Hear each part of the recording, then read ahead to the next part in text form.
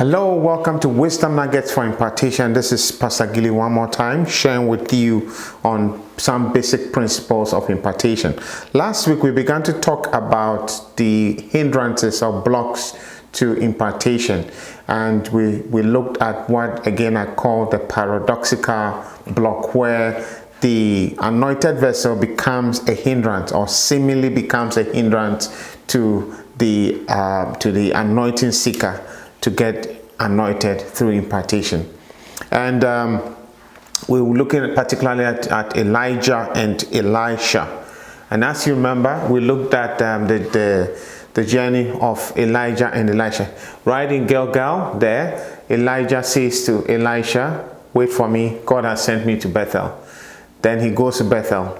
And then at Bethel, he says to Elisha again, "Wait, God has sent me on to Jericho."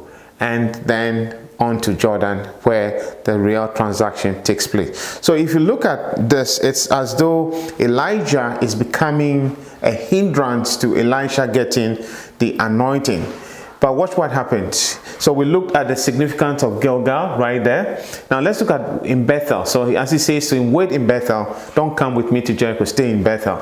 What is the significance of Bethel? So Bethel is a place which takes a person away from the vision that he had. So Elisha, who is looking for a double portion of the anointing that is on Elijah's life, is now at the point where it is as though the whole vision that he has is being taken further away. Don't forget that the transaction happens right in Jordan. Now, from Gilgal to Bethel, it's as though you are even moving further away from right here Jordan, where the transaction, the real impartation takes place.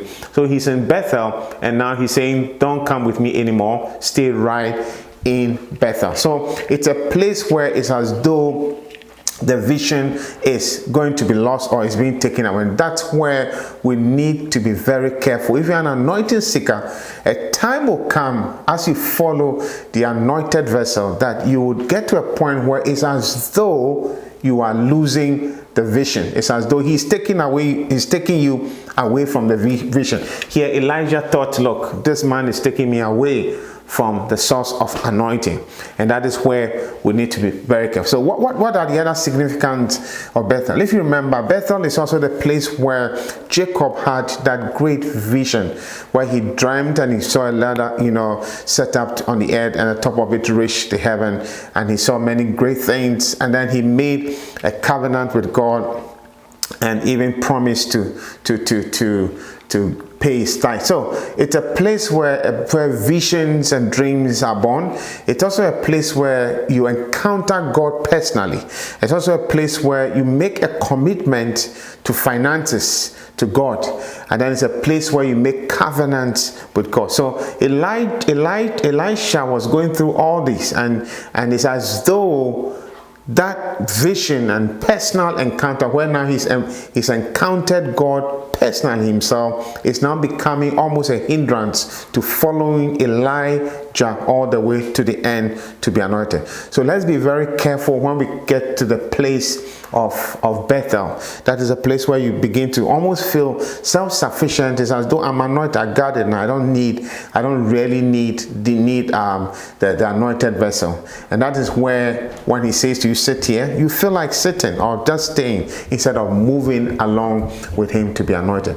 So stay blessed. I will come your way next week again, and we will look at another important part of the journey and part of the so-called paradoxical hindrance or block to the anointing. I believe that God will bless you.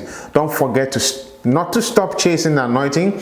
Stay connected and just keep following the basic principles of impartation, and you will surely be anointed. Wisdom Nuggets for Impartation. God bless you. See you next week.